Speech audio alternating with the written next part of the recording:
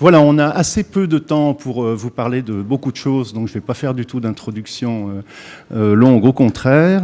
Je suis Jean-Louis Caffier, donc je suis journaliste, je m'intéresse beaucoup au climat avec ses aspects qualité de l'air aussi évidemment, et je suis ravi d'être avec vous pour partager cette table ronde. On va se poser 4 grandes questions. Où en sommes-nous avec l'air intérieur ? Quelques chiffres et un point sur la réglementation. Quels sont les freins et parallèlement les progrès espérés grâce à la R&D et à l'innovation ?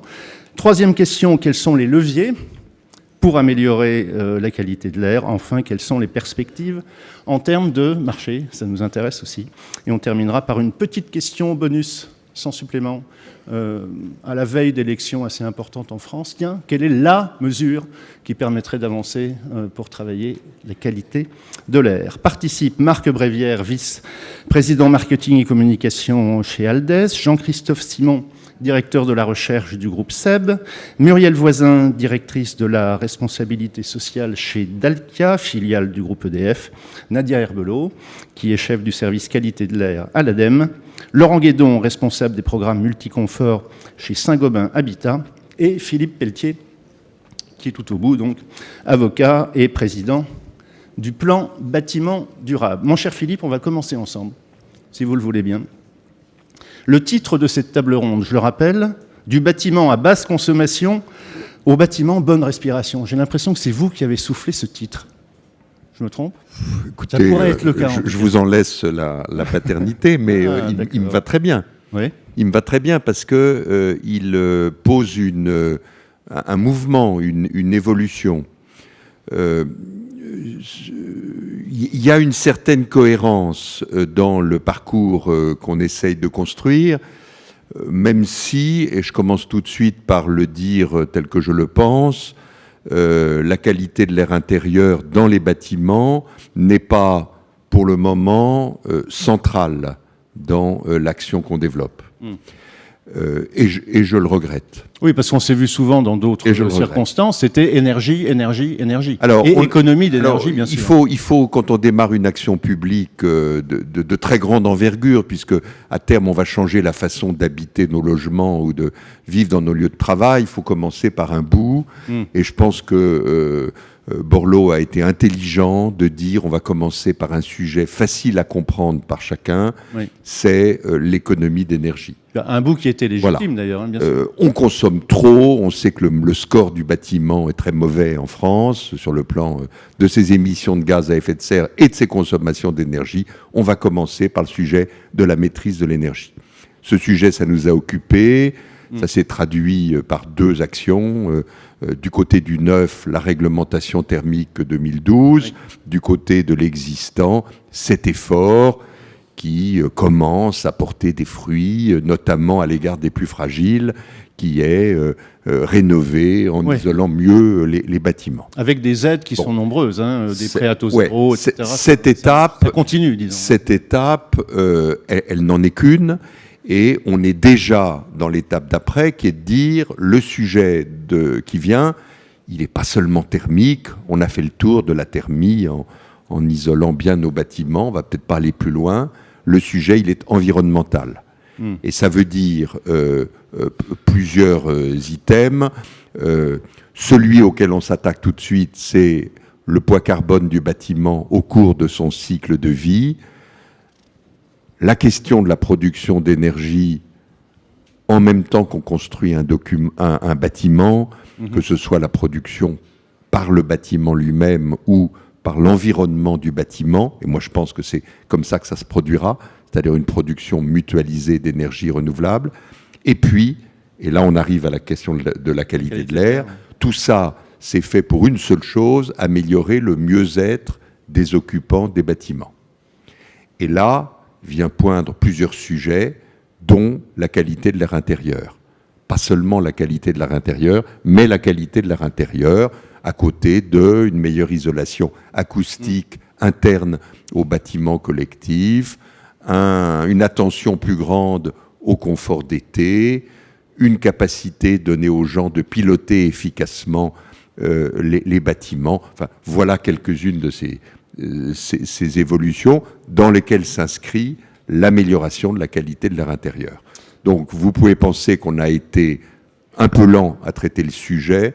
Moi, je pense qu'il y a une certaine cohérence à essayer de faire les choses par étapes. Et c'est bien de reconnaître qu'on a parfois un peu tendance à être trop lent pour s'occuper de qualité de l'air ou de climat, puisque on vit en ce moment la conférence de Marrakech, bien sûr. Alors justement, sur la situation, l'ADEME, qui est un partenaire important sur cet aspect qualité de l'air, a mené plusieurs études qui sont très intéressantes. Quels sont, Nadia Herbelot, les principaux enseignements de ces études pour le constat, voilà où nous en sommes? Alors tout d'abord, un premier chiffre évidemment qui est d'une importance particulière, c'est que nous passons 80% de notre temps dans un environnement intérieur.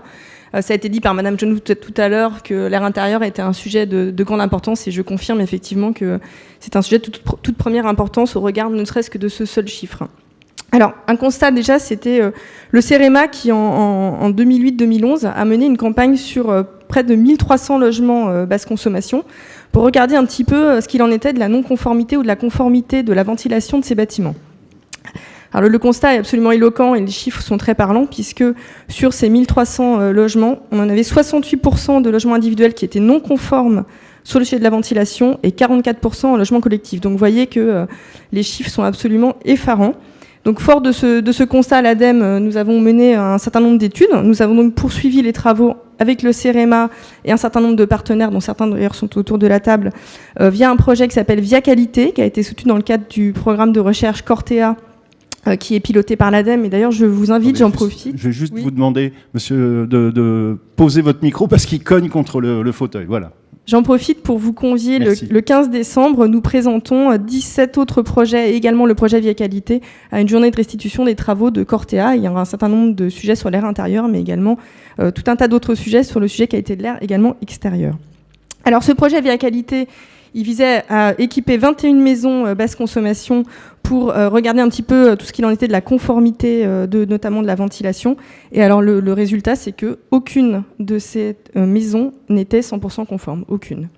Donc on avait quand même 81% de débit qui n'étaient pas conformes, notamment. Et alors les responsabilités sont très partagées. Alors contrairement à ce qu'on aurait pu penser, en réalité l'utilisation et l'entretien par l'occupant ont une part extrêmement faible de responsabilité dans ces non-conformités, puisque seulement 2% de ces non-conformités sont dues à l'utilisation et l'entretien par l'occupant. En réalité, ce qui présente vraiment le plus de problèmes, c'est la mauvaise conception à 43% et la mauvaise mise en œuvre des matériaux à 55%. Alors, au-delà de ces chiffres, le projet Via Qualité, c'était de montrer qu'il était possible d'améliorer la qualité de l'air intérieur et la qualité de la ventilation à moindre coût dans ces bâtiments basse consommation. Et surtout, alors là je crois que c'est vraiment un message clé, de ne pas opposer énergie et qualité de l'air intérieur. Il est tout à fait possible de concilier ces enjeux de maîtrise de l'énergie, d'acoustique, ça a été cité par Monsieur Pelletier, de confort et de qualité de l'air intérieur. Alors, dernier message, il ne faut pas stigmatiser ces bâtiments basse consommation, ils ne sont pas pires que les autres. Le fait est qu'ils sont plus étanches à l'air et que donc du coup les problèmes, quand il y a une non-conformité de la ventilation, sont plus cruciaux en matière de qualité de l'air intérieur. Mais la campagne que nous avons fait mener par l'OQAI sur les bâtiments basse consommation entre 2013 et 2015 et qui va se poursuivre sur des financements ADEME en 2017, montre que, à part le développement fongique qui est plus important dans les bâtiments basse consommation, pour tous les autres types de polluants de l'air intérieur, ces bâtiments ne sont pas pires, voire sont souvent, parfois sur certains paramètres, meilleurs que d'autres types de bâtiments. Donc, voilà.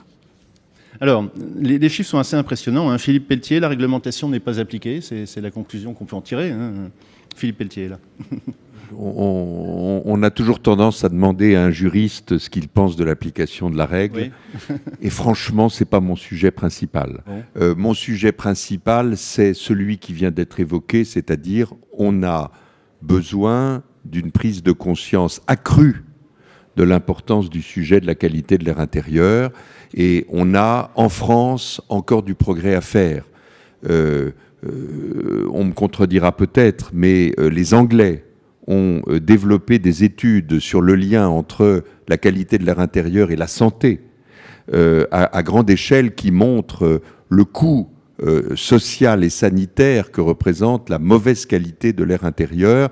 Ça veut dire que il me semble que ce sujet, il faut qu'il sorte du cadre immobilier au sens strict, et qu'il soit considéré comme un sujet de société. J'en donne juste un exemple. Quand on s'attaque, ce qui est le cas du programme qu'on porte, qui s'appelle Habiter mieux, quand on s'attaque à la lutte contre la précarité énergétique, c'est-à-dire qu'on essaye de permettre à 4 millions de ménages de se chauffer correctement, il y a une corrélation très forte entre le mauvais chauffage ou l'absence de chauffage et la détérioration, évidemment, de l'habitat qui provoque des nuisances sur la qualité de l'air et de la maladie. Donc il y a un lien très, très étroit entre ces situations de précarité très répandues dans les maisons individuelles en territoire rural et périurbain et des problèmes de santé publique. Oui, on en reparlera d'ailleurs, sans doute. L'ADEME a d'autres chiffres, Nadia Herbelot. Marc Brévière, commentaire sur ces chiffres et sur ce qu'on vient de dire.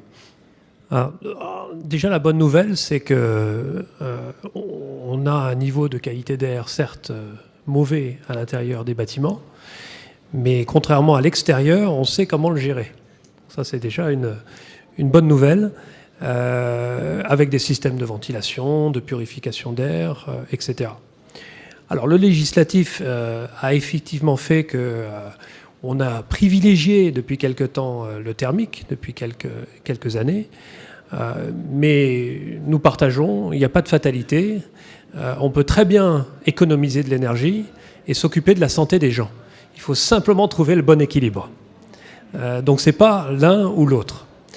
Et vous voulez dire que cet équilibre reste à trouver, c'est en phase de construction, c'est ça ? Il est en phase de construction et on a peut-être mis le curseur vers la protection de l'environnement.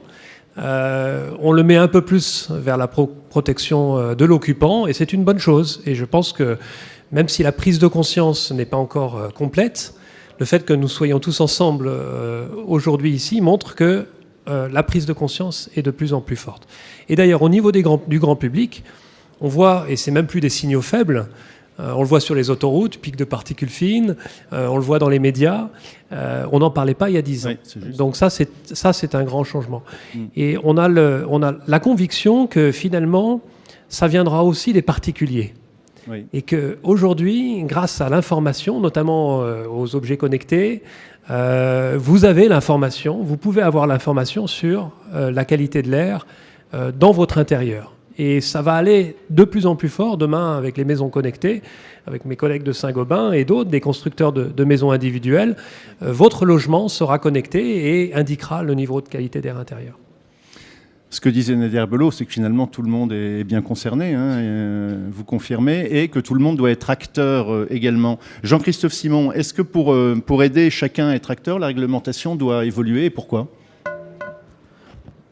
Je pense en effet que la voix du consommateur va être la voix prédominante qui va faire évoluer les réglementations. Grâce à cette prise de conscience ? Grâce à cette prise de conscience d'une part, et d'autre part, je pense que l'exemple international doit aussi nous guider. Si je vous dis que le pays actuellement qui est parmi les pays les plus en pointe dans la lutte contre la pollution de l'air intérieur, c'est la Chine. Je pense que c'est un point à mentionner en détaillant que lorsque vous achetez un aspirateur en France, vous avez une étiquette énergétique que vous connaissez bien avec les codes de couleur. Eh bien en Chine, lorsque vous achetez un appareil contre la pollution de l'air, vous avez aussi une étiquette qui s'appuie sur des normes, sur des tests contrôlés, qui va par exemple déterminer le volume d'air qui va être filtré par heure, qui va déterminer le taux de particules filtrées, qui va déterminer le niveau de formaldéhyde qui va être capté, donc de façon très normative. Et je pense que cette tendance, encore une fois, besoin consommateur d'une part et d'autre part, des outils finalement déjà existants à l'international qu'on pourrait simplement transférer chez nous, sont une solution à court terme.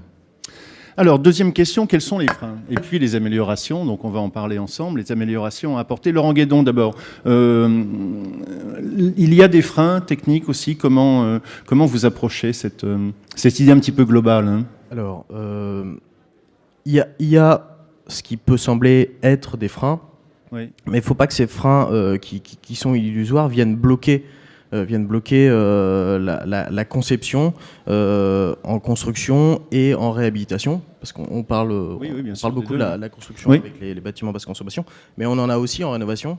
Et justement, ce frein technique, c'est-à-dire la mise en place de systèmes de ventilation dans les bâtiments, peut sembler difficile.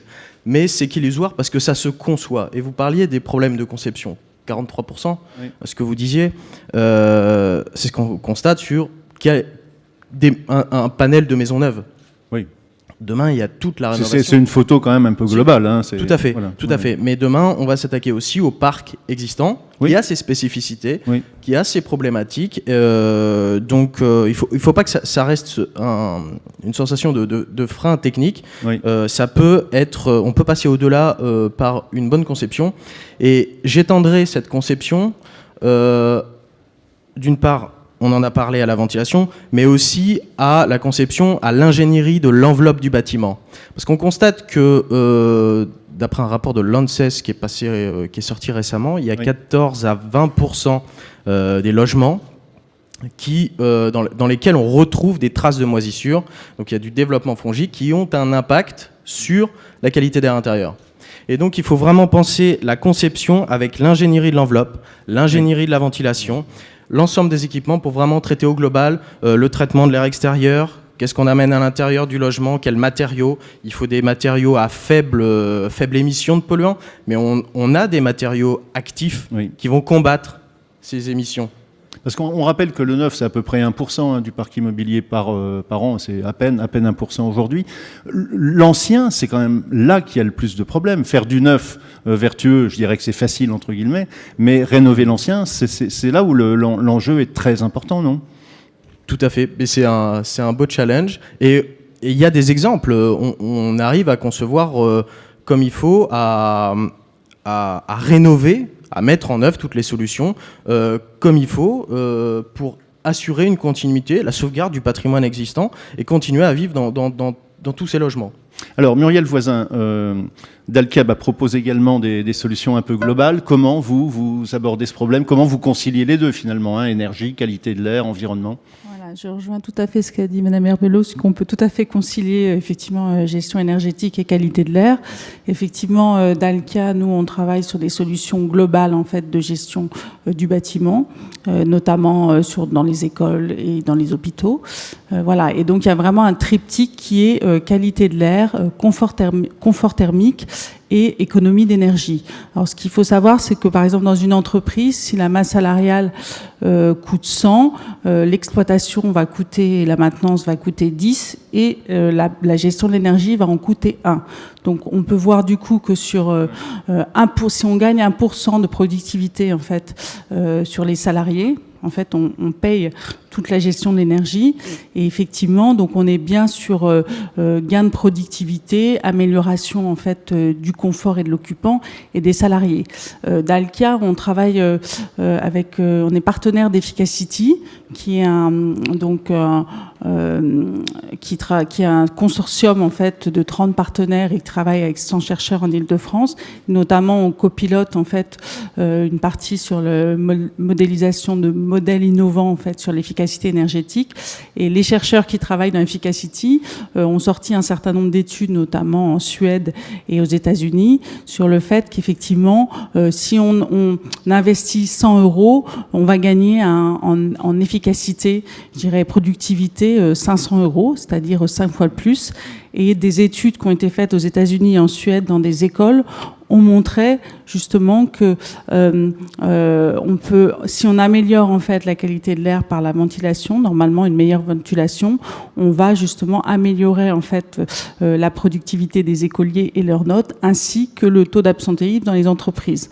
Donc il faut vraiment allier en fait une gestion globale du bâtiment et le confort de l'occupant. Oui, et le bilan financier, il est là. On ajoute les dépenses de santé, dont on parlait rapidement tout à l'heure. Philippe Pelletier, vous êtes d'accord avec ce que disait Laurent Guédon ? Il ne faut pas se cacher derrière des freins techno qui ne sont pas une vraie barrière, c'est ça Je suis entré dans le sujet du plan bâtiment durable avec la méthode Borloo. Oui. Et la méthode Borloo, ça consiste à dire arrêtez m'emmerder avec les empêchements et les problèmes de financement. Définissons le projet et après on saura traiter les difficultés d'application et trouver les financements. Je suis dans cette optique-là. Donc je vais sûrement pas évoquer des freins. Oui. On les rencontrera, mais s'il y a une volonté, parce que on aura collectivement compris l'importance du sujet, ces freins, on saura les lever. Oui, donc, il y a un frein. N'en faisons pas une montagne. Oui, ce sont les mesures peut-être. Voilà. Comment on mesure, c'est ça le problème. En revanche, je veux rebondir sur un mot qui a été prononcé, qui est pour moi fondamental pour traiter ce sujet, c'est l'école.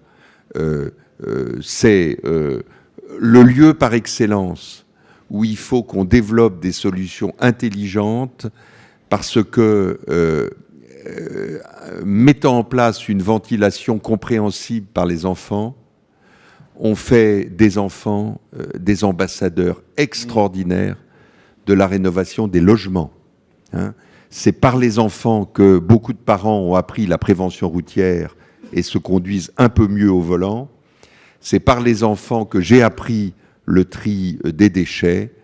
C'est par les enfants qu'on apprendra demain, parce qu'ils l'auront vu grandeur nature dans leur école, comment on va pouvoir rénover les logements et les bons gestes une fois la rénovation faite pour que ça fonctionne. Hein. Comment on fait pour gérer la ventilation intérieure et le renouvellement d'air en ouvrant les fenêtres. Tout ça, c'est pas né, on l'a pas trouvé dans notre berceau, ça s'apprend et les enfants seront d'excellents apprenants pour l'ensemble de la société. Donc oui, vous avez raison, mettons l'accent sur la rénovation des écoles et intégrons la communauté éducative là-dedans. Ça me paraît être la voie royale. Comme on intègre l'école dans de plus en plus de sujets liés à l'environnement, le gaspillage alimentaire par exemple, il y a un travail extraordinaire qui peut être fait. Laurent Guédon, la mesure quand même c'est un problème, on l'évoquait rapidement aussi. C'est un frein pour vous ou pas ? Ça peut sembler être un frein, mais je rejoins Philippe Pelletier sur le fait qu'il n'existe pas de frein concret, tout est illusoire. Il y a la technologie qui avance. On arrive à faire différentes mesures. Il y a beaucoup de polluants. Vous en avez parlé ce matin. Il y a beaucoup de polluants. Qu'est-ce qu'on mesure ? Comment on les mesure ? Actuellement, il y a différentes mesures ponctuelles, continues. Les deux permettent de faire du diagnostic, de développer chez nous des matériaux peu émissifs et d'aller plus loin, des matériaux actifs dont je parlais tout à l'heure. Oui. Il n'y a pas une barrière sur la mesure en continu. Et la mesure en continu, voilà. Polluants, parce que ça, c'est quand même un souci, non ? On est là pour dire s'il y a des soucis. Hein, je veux dire. La mesure en continu évolue. Oui. On arrive à détecter de plus en plus de polluants en continu. Mais ça coûte cher aussi, tout ça coûte cher. Alors, au niveau du coût, ça va se démocratiser petit à petit. Mais ça se développe. L'avantage de la mesure en continu, c'est que demain, on pourra, ce que vous disiez, Marc Brévière, sur les objets connectés, c'est agir grâce à la mesure en continu sur les systèmes de ventilation, sur les équipements. Oui. Donc c'est un ensemble, mais ça va se démocratiser et ça se développe. Ça se développe. La R&D avance sur ces sujets-là. Alors, Jean-Christophe Simon, sur cette thématique, bien savoir ce qu'on a à traiter surtout, non ? C'est ça ?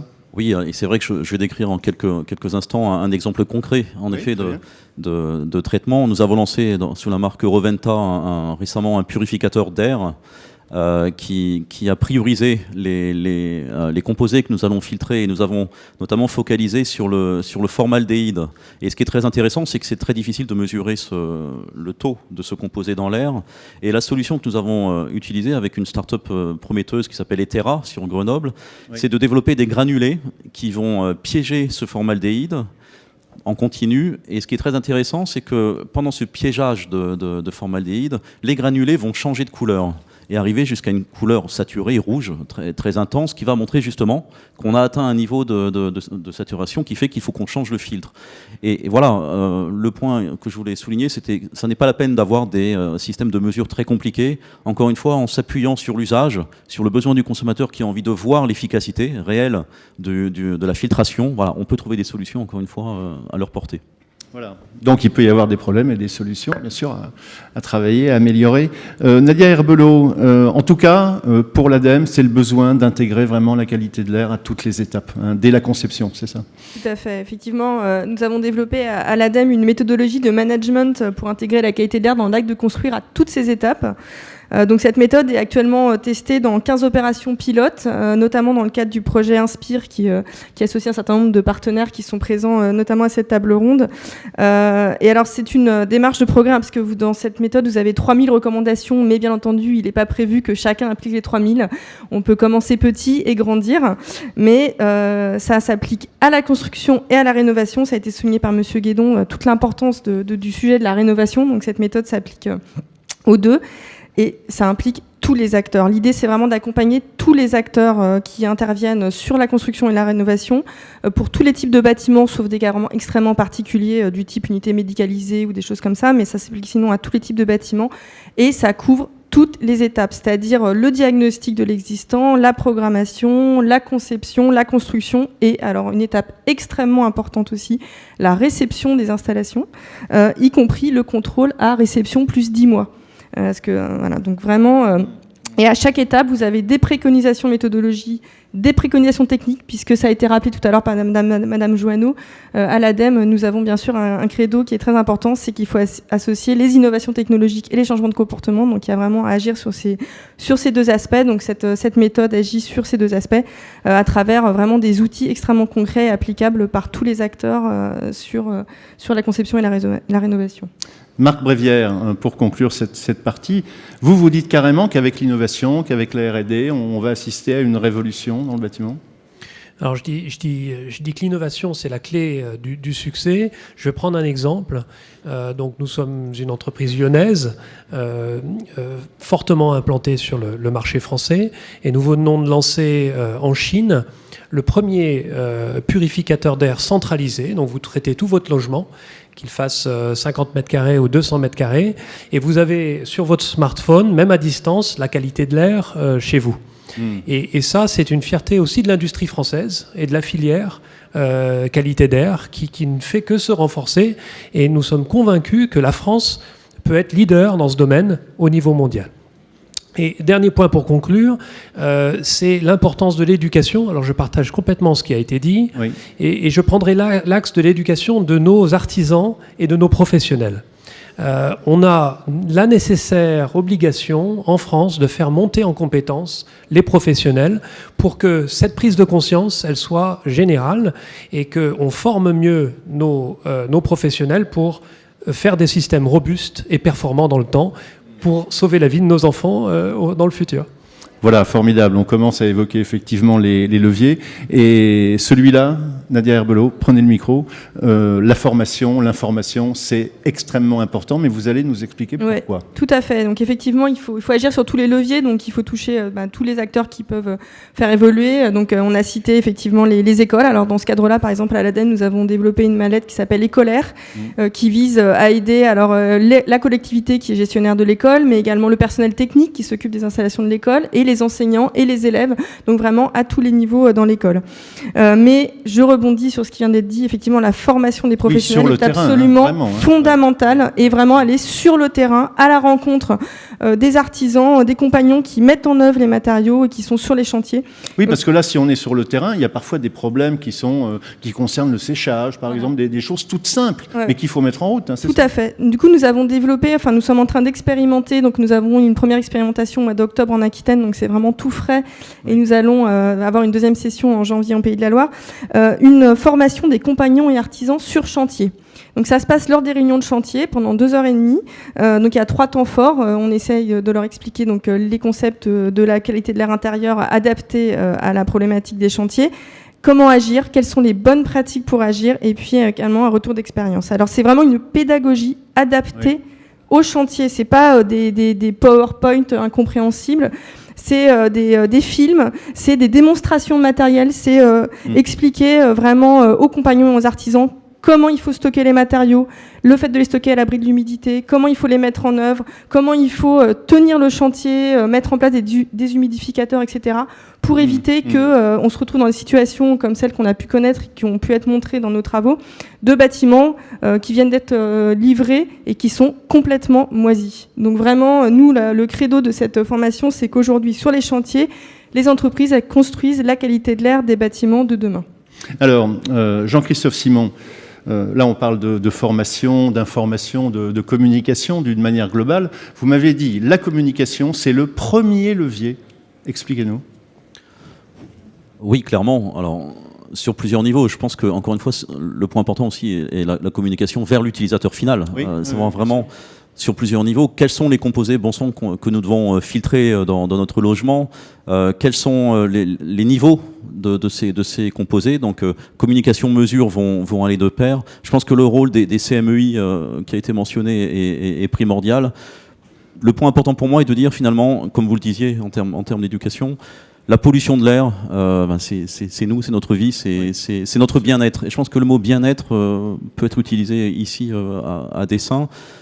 Voilà, on vit dans du bien-être si on sait finalement quels sont les agents qui peuvent être néfastes. Et je pense qu'on est dans cette ère de meilleure identification justement de ces problèmes.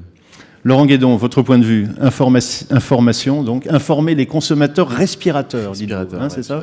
Oui, quand on parle de QAI, on parle de nous tous qui sommes respirateurs, ça tombe bien, cette journée des respirations. Voilà.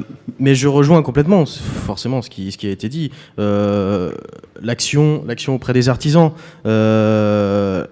l'action auprès des architectes, des bureaux d'études, enfin toutes les équipes de conception, l'action auprès des enfants dans les écoles qui vont être moteurs, en effet, ce que vous disiez, Monsieur Pelletier, sur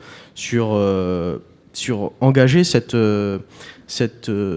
démarche auprès des gens et les consommateurs, les respirateurs qui doivent être sensibilisés pour savoir comment ça fonctionne, quels sont les risques, sans aller dans un discours anxiogène, mais connaître ce sujet, savoir ce qu'on peut faire, ce qu'il ne faut pas faire.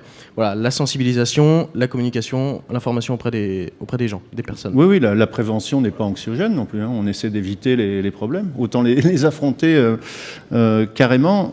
Philippe Pelletier, oui, sur cet aspect aussi. Ah, pardon. Allez-y, puis je vous donne la parole après. Oui, je voulais rebondir sur le fait, effectivement, information, communication.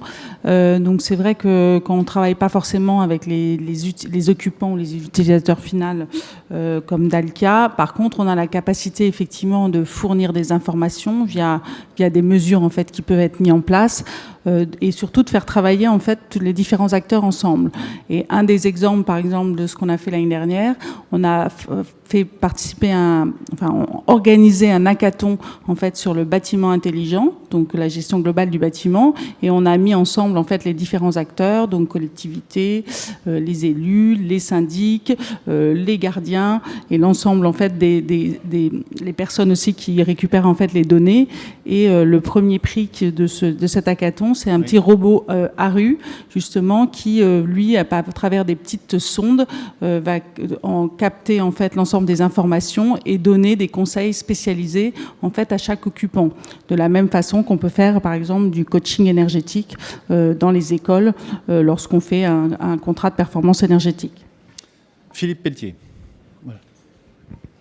Je voulais juste apporter un mot de complément sur cette sorte de dialectique qu'on a évoquée entre formation des entreprises ou information des usagers.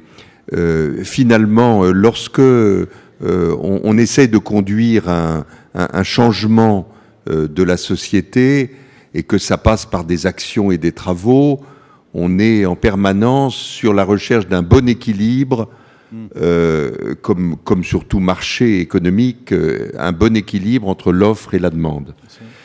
Dans un premier temps, moi j'ai beaucoup milité, contrairement à des ministres impatients, pour ne pas se précipiter dans la massification de la demande tant qu'il n'y avait pas en face une offre adéquate, pertinente, qui était capable de bien faire les actions et les travaux qu'on lui demandait.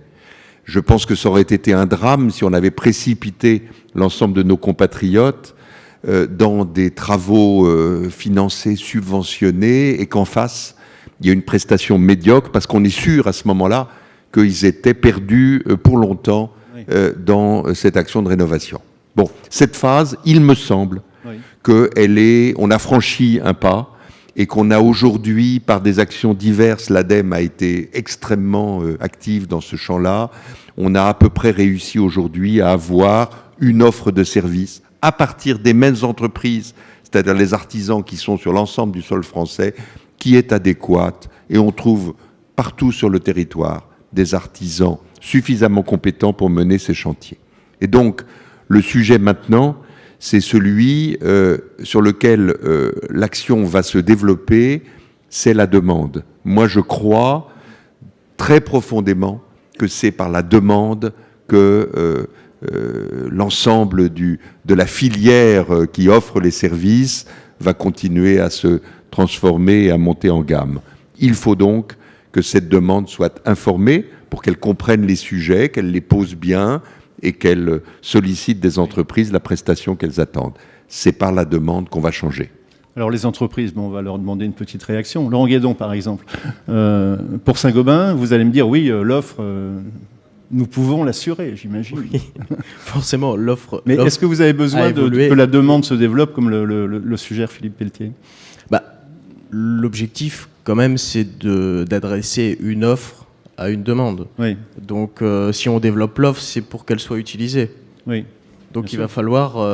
mais cette demande, elle est là, vous souhaitez qu'elle soit encouragée, simplement, hein. Oui, tout à fait. Il faut que la demande soit encouragée, mais déjà, on voit beaucoup de choses. Vous en aviez parlé, l'ADEME a beaucoup d'outils qui sont et qui vont encore être mis en place. Et donc ça permet aussi d'élargir la demande. Et donc on a de plus en plus de solutions pour traiter la qualité d'air intérieur qui sont vendues régulièrement. Oui. Donc ça se développe de plus en plus quand même. Oui. On l'observe, oui. Tout à fait. Alors, on observe aussi que les solutions sont là, qu'il n'y a pas vraiment de frein techno, que l'offre existe. Comment la demande peut jouer vraiment un rôle pour vous, chez Dalkia, Muriel Voisin ? Ce qui est important, justement, c'est d'avoir une vision globale, en fait, de la gestion, et de long terme, peut-être aussi. De la gestion globale du bâtiment, et pas être simplement sur une partie, puisqu'effectivement, comme on a vu, les réglementations peuvent être divergentes, c'est-à-dire, par exemple, il faut mieux aérer pour mieux ventiler, mais moins aéré pour consommer. En fait, il y a des solutions qui, si elles sont prises dès en amont, dès la conception, et après une création d'une bonne maintenance et une bonne exploitation, permettent effectivement de concilier à la fois la gestion des risques sanitaires et puis la qualité et les économies d'énergie, qui sont tout aussi importantes. Et c'est pour ça qu'on peut proposer en fait des solutions comme des contrats justement de performance énergétique, où on va faire un diagnostic en amont, suffisamment en amont pour prévoir à la fois les solutions techniques et privilégier aussi le confort, puisqu'on est vraiment aussi sur le confort de l'habitant, et notamment derrière, proposer en fait des solutions aussi de coaching énergétique, alliant aussi toute la partie ventilation. Voilà. Alors par exemple, on vient de gagner en fait justement en Rhône-Alpes un CPE sur 9 lycées, sur lequel on va proposer justement à la fois des économies d'énergie 40% sur 10 ans, mais tout un pan comportementale et de mesures aussi pour, par exemple, adapter la ventilation en fonction des espaces, en fonction au moment où si l'occupant est là ou pas. Oui. Donc, il va s'accompagner effectivement d'une éducation et du comportement, comme on l'a déjà dit, et effectivement, c'est très important. On travaille beaucoup sur effectivement les écoles et on propose ce type d'offres. Et avec éventuellement les applications, les logiciels qui vont dans ce sens du bâtiment intelligent. Marc Brévière, sur cet aspect levier et rôle peut-être des pouvoirs publics. Alors, un des rôles essentiels, et Jean-Christophe Simon a évoqué tout à l'heure la présence de labels dans certains domaines, grande consommation. On a des notes ou des labels quand on va au restaurant ou à l'hôtel avec des étoiles, tout est noté. Pourquoi n'aurions-nous pas un label de qualité d'air pour le lieu de travail, la résidence, ou quand vous allez acheter une maison neuve, on va vous dire cette maison est livrée avec un système de purification d'air ou de ventilation qui est vérifié, agréé, avec un label, peut-être une notification de A à C ou D. Ce serait une idée, et je pense que ça contribuerait aussi à la montée en compétence de la filière et le niveau d'éducation aussi du grand public. Alors on va faire un sondage express. Le label, c'est une bonne idée, Philippe Pelletier? Oui, voilà. Ce qui est important, c'est que les usagers comprennent facilement le matériel qui est bon et le distingue de celui qui est médiocre. Ça me paraît nécessaire. On a appris à le faire à l'égard de l'électroménager. Il faut qu'on l'apprenne à le faire à l'égard de l'ensemble des équipements de la maison, celui touchant à la qualité de l'air intérieur étant dans ce lot-là. Alors, quelqu'un souhaite dire un mot sur ces idées de label? Muriel Voisin. Les labels sont intéressants, mais après, il faut qu'ils ne soient pas opposables. C'est-à-dire, en fait, s'il y a multiplication des labels, effectivement, les usagers n'y comprennent pas forcément, ni le client. Et donc, il faut que ça soit standardisé, pas opposable, et qu'on puisse aussi les comparer et qu'on puisse les utiliser intelligemment. Voilà. Parce que trop de labels aussi, après, c'est beaucoup de contraintes. Nadia Herbelot, c'est l'ADEME qui va gérer ces labels, évidemment. Je pense qu'en tout état de cause, je ne sais pas s'il faut un label ou pas un label, mais ce qu'il faut, c'est une reconnaissance du métier de la ventilation. Parce qu'aujourd'hui, c'est un corps de métier qui n'existe pas en tant que tel. C'est le chauffagiste, c'est le plombier, c'est tout un tas d'autres corps de métier qui finalement interviennent sur le sujet de la ventilation. Et je crois qu'il manque vraiment une reconnaissance de ce métier de la ventilation. Alors, sur ces idées de label, non, voilà, on a fait... le petit sondage express qui était promis. Est-ce qu'il y a éventuellement d'autres leviers possibles pour clore cette partie? Jean-Christophe Simon, peut-être traiter le problème à la source aussi davantage. Oui, je pense que si, encore une fois, on prend le cas de polluants comme les VOC, les formaldéhydes, en effet, on voit apparaître énormément maintenant de peintures sans solvant, de meubles qui vont moins larguer de composés dans l'air et autres. Je pense qu'en effet, et je pense que les professionnels en sont conscients et actuellement, traiter ce problème-là, faire que quand on achète encore une fois un tapis, on n'a pas à le mettre dehors pendant une semaine pour que l'air de la chambre soit acceptable, c'est un levier. Je pense qu'un levier aussi, grâce au numérique, grâce au digital, peut être aussi d'avoir une vision plus fine des endroits dans l'habitat qui sont justement sujets à une pollution plus forte, en s'assurant qu'on n'a pas une mesure globale, comme le ferait un thermostat unique dans une maison, mais au contraire avoir une localisation plus fine justement des zones à traiter. Alors justement, je suis en train de lire les questions que vous posez. Aujourd'hui, on impose un diagnostic thermique lors de l'achat d'un logement. Est-ce qu'il y a un diagnostic qualité de l'air? Ben non, évidemment. Conclusion de cet interlocuteur, il y a du travail. Vous êtes prêt à le mener ou... Ah, mais il est évident qu'effectivement, aujourd'hui, il n'y a pas de diagnostic qualité de l'air à réception des bâtiments, qu'ils soient neufs ou en rénovation, et c'est vraiment un gros manque, je pense, que de la réglementation, effectivement. Alors, on parlait d'action auprès des... Ah, pardon, Julie Pelletier. Juste oui. un mot, mais qui ne contredit pas ce que vous venez de dire. Attention à l'amoncellement des diagnostics qui fait que... tellement ils sont nombreux et divers qu'on n'y prête plus attention. Il faut peut-être essayer d'aller à l'essentiel, et probablement que la qualité de l'air fait partie de l'essentiel, et de regrouper ça, ce qu'on a commencé à faire dans les immeubles collectifs, à travers un diagnostic technique global qui rassemble les différents critères. Hein. Ne divisons pas à l'extrême cette observation, parce que on y jette un regard distrait, tellement on a d'informations. Nadia Herbelot. Je pense qu'effectivement, je suis tout à fait d'accord, il faut avoir une approche intégrée. Enfin, c'est ce que je disais tout à l'heure, il faut savoir concilier l'acoustique, l'énergie, la qualité de l'air. C'est vraiment extrêmement important d'avoir une approche intégrée, effectivement. Alors, autre question, à vous Nadia Herbelot. On parlait de l'action auprès des artisans et des concepteurs, les formations. Est-ce que le sujet est abordé dans les enseignements auprès des apprentis? Je ne sais pas. Ça vous fait rire? Je ne sais pas si quelqu'un...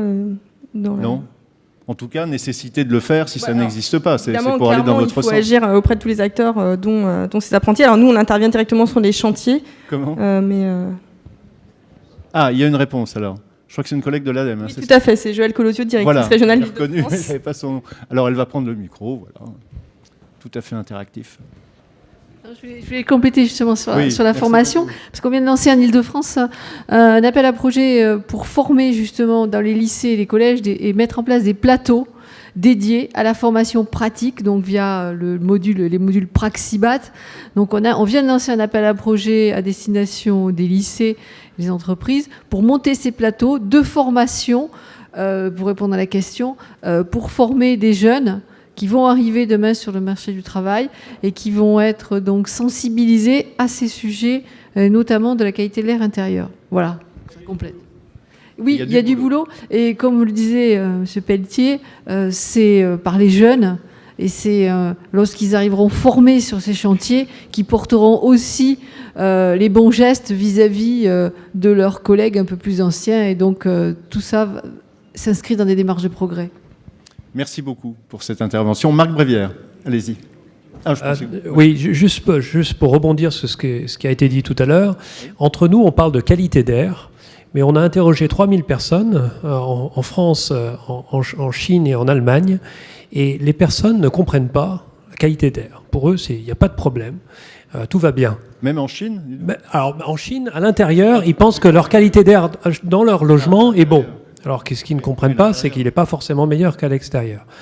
En revanche, et ça c'est un point de communication sur lequel il faut vraiment changer, quand vous leur parlez d'asthme, de pollen, de difficultés respiratoires, ou quand vous êtes sportif, vous avez des difficultés respiratoires, là, ça résonne beaucoup plus. Donc parlons moins de qualité d'air et parlons plus de santé. On ne va pas faire vivre les gens plus longtemps, mais quand on leur parle de santé, c'est beaucoup plus tangible. Et quand on leur parle de pics de pollution et de particules fines et de pollen. Voilà, c'est juste pour rebondir sur l'élément communication que je partage 100%. Alors, on va rester ensemble, Marc Brévière. Parlons, pour conclure, avant la dernière petite question, de l'état des marchés. On a émis un certain nombre d'idées, de critiques aussi, on a essayé d'examiner les problèmes. On est quand même assez bien placé en France, avec les entreprises qui sont là, pour traiter cette question de la qualité de l'air. Alors, la France est un pays particulier dans le monde, puisque c'est un des seuls pays où la ventilation est obligatoire dans les bâtiments neufs. Ça, peu de gens le savent. Alors aujourd'hui, 60% des logements en France ne sont pas ventilés, puisque simplement ils ont été construits avant 1982. C'est seulement au début des années 80 que la ventilation est obligatoire. En revanche, il y a des pays, la majorité des pays, où la ventilation n'est pas obligatoire. Par exemple, seulement 6% des logements neufs en Chine sont ventilés. Donc vous ouvrez la fenêtre, alors vous imaginez, peu de gens ouvrent les fenêtres en Chine. Et cette connaissance de toute la filière, que ce soit au niveau législatif, au niveau de l'ADEME, au niveau des différentes structures en France, était un réel avantage pour nous, puisque quand vous avez une telle expérience au niveau de cette filière, vous pouvez rayonner au niveau mondial. Et ce qui se passe aux États-Unis aujourd'hui et ce qui commence à se développer, c'est les doubles flux, notamment en résidentiel, mais pas seulement. Et c'est une expérience que l'on maîtrise en Europe et qu'on peut facilement exporter au niveau international. Il faut bien voir que c'est une filière qui, rien qu'en France, représente 1 milliard d'euros. Donc c'est non négligeable. Et le redémarrage du bâtiment aujourd'hui, qu'on attendait depuis quelques années, arrive à point nommé, puisqu'on va valoriser encore plus la qualité d'air dans les bâtiments neufs à venir. Alors, sur l'aspect marché aussi, Muriel Voisin, un mot sur ce que vous faites chez Dalca et comment vous vous étendez, en fait, comment vous tentez de conquérir de nouveaux marchés, un peu partout, à l'étranger, je parle. Donc Dalca, en fait, on est devenu filiale 100% EDF il y a maintenant 2 ans. Donc en fait, la partie à l'étranger de Dalca est partie chez Veolia.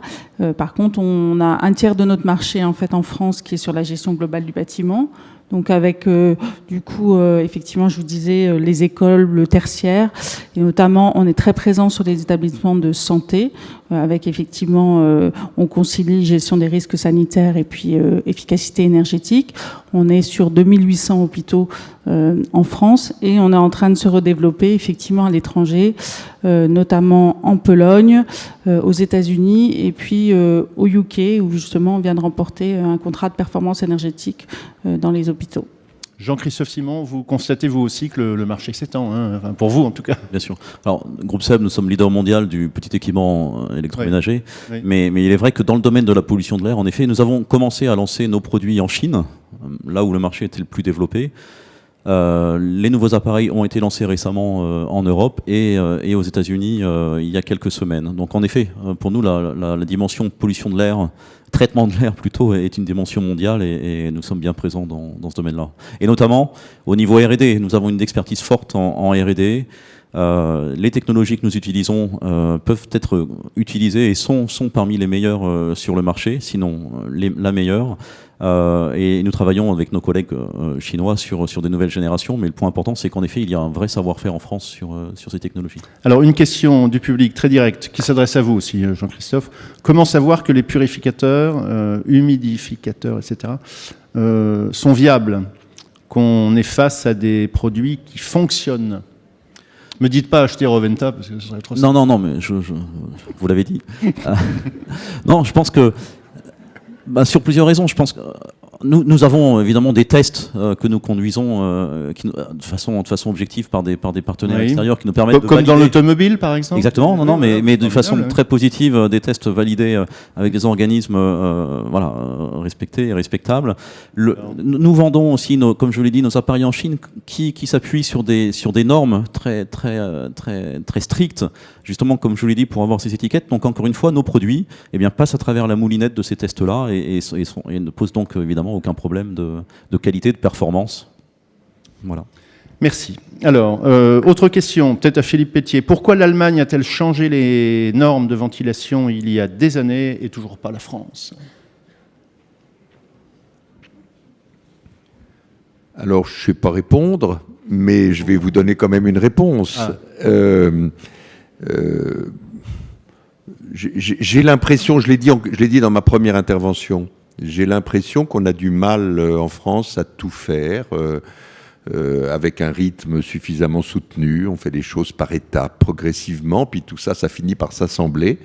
Donc depuis que j'ai démarré le plan bâtiment durable il y a 8 ans, on parle de la qualité de l'air intérieur, on dit que le texte qui fonde cela n'est pas au point, qu'il faudra le changer. Voilà. Et donc, comme on dit de l'autre côté de la Méditerranée, Boukra, c'est-à-dire demain, plus littéralement, pas aujourd'hui. Voilà, Boukra, Inch'Allah. Voilà. Ça viendra. Je pense que les textes évolueront, mais l'important, c'est les comportements. Et si le sujet devient, si on accède à une prise de conscience générale de l'importance du sujet et des enjeux de santé qu'il comporte, alors moi je vous garantis que l'appareillage juridique, il arrivera très vite, parce que le besoin sera là. Et si je peux ajouter encore un mot, vous ne m'avez pas interrogé sur les marchés, parce que moi j'ai pas de société, j'ai rien à vendre, oui. Mais je veux tout de même vous parler d'un marché essentiel, c'est celui de la transaction. 850 000 ventes de logements par an. Est-ce qu'on ne pourrait pas intelligemment essayer de réfléchir ensemble à comment on fait pour qu'à l'occasion de l'achat d'un logement, les questions de la rénovation et notamment la question de la ventilation et de l'amélioration de la qualité intérieure, puisse être traitées. C'est une occasion formidable. Et il faut donc arriver à ce que les agents immobiliers, les conseils en tout genre, les notaires, conseils des familles, aient l'esprit ouvert à ces sujets. C'est le bon moment pour faire le geste de rénovation dont on a besoin, parce qu'il y a un banquier qui est tout proche, parce qu'il y a un moment où le local va être vacant. Bref, c'est le lieu par excellence de la transformation, 850 000 occasions par an. Bon, ben allons-y alors. Et pas aujourd'hui peut-être, ou alors demain, maintenant. Marc Brévière, vous vouliez dire un mot sur ce sujet? Oui. Juste un petit mot sur l'Allemagne. Sur l'Allemagne, les normes et les réglementations liées à la ventilation sont paradoxalement moins avancées que les normes françaises, mais elles sont beaucoup mieux mises en œuvre. Et donc le résultat, c'est que vous avez une meilleure qualité d'air globalement dans les logements en Allemagne. Bon. Merci de cette précision. Dernière petite question, il nous reste moins de 5 minutes. Comment prendre en compte le problème du radon? Alors, je ne sais pas qui veut répondre à cette question. Du radon. Un breton, oui, où il y a un peu plus. Est-ce qu'il y a un breton? Non, il n'y a pas. Bon, dans ma maison bretonne, ah ben voilà alors. Où j'ai eu la chance d'avoir une maison de capitaine, c'est-à-dire sur une île, une maison qui a une cave. Il y a évidemment du radon, oui. Et la solution donnée par tout le monde, donnée par la renommée, c'est il faut aérer. Voilà. Bon. Je ne sais pas si c'est la bonne ventiler, donc j'aère la cave. D'accord. Voilà, merci. Alors, dernière petite question pour conclure. Je l'annonçais tout à l'heure, il nous reste 2 minutes, donc ça va être très rapide. En perspective des élections en France, présidentielles, mais aussi législatives, une mesure que vous souhaiteriez voir proposer rapidement. On commence avec vous, Marc Brévière, vous avez le micro. Rapidement. Oui, rapidement, ce serait un label de qualité d'air et une volonté de monter en compétence de la filière au niveau aussi législatif. Laurent Guédon.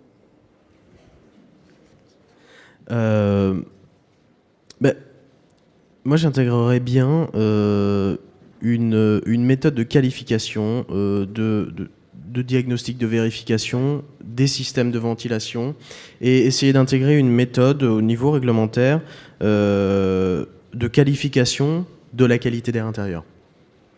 Et pourquoi pas à l'occasion d'une révision de l'arrêté de 1982 sur la ventilation. Parce que depuis lors, on n'a pas modifié ces débits de ventilation. Et ça fait déjà 34 ans. Oui, oui. C'est mon âge, donc je m'en souviens bien. Réactualisons ça, sachant qu'on va plus loin dans la performance énergétique, on va plus loin dans la maîtrise de l'énergie, de l'étanchéité à l'air. Donc on a beaucoup moins d'entrée d'air parasite, ce qui est une très très bonne chose. Maintenant, revoyons ces débits de ventilation qu'on peut maîtriser. Et puis grâce auquel aussi on maîtrise l'air extérieur qui rentre dans le logement. Donc voilà, j'intégrerai ça, cet arrêté de 1982. Nadia Herbelot, sur l'éducation, je suis sûr. Non. Ah, c'est pas ça, j'ai raté. Non, je voulais appuyer une demande qu'a formulée l'ANSES dans le rapport qu'ils ont publié tout récemment sur les moisissures, qui est vraiment un rapport que je vous invite à lire, parce que là, vraiment, il est extrêmement riche et plein d'enseignements. Oui. Ça serait d'intégrer à la réglementation thermique un contrôle systématique du fonctionnement de la ventilation à réception des travaux, que ce soit des travaux de construction ou de rénovation. Merci. Muriel Voisin. Moi, je dirais privilégier les mesures d'efficacité énergétique les plus efficaces en fait pour la qualité de l'air intérieur en termes d'euros publics investis par tonne de CO2 évité. Très bien. Jean-Christophe Simon. Comme Marc Brévière, un label orienté consommateur qui prenne en compte des paramètres, des valeurs facilement compréhensibles. Et Philippe Pelletier pour conclure. On s'occupe des écoles. On dit au prochain président que l'avenir, c'est les jeunes, et on s'occupe d'eux, on s'occupe de leur lieu d'éducation, et tout le reste, ça suivra. Merci beaucoup. Voilà.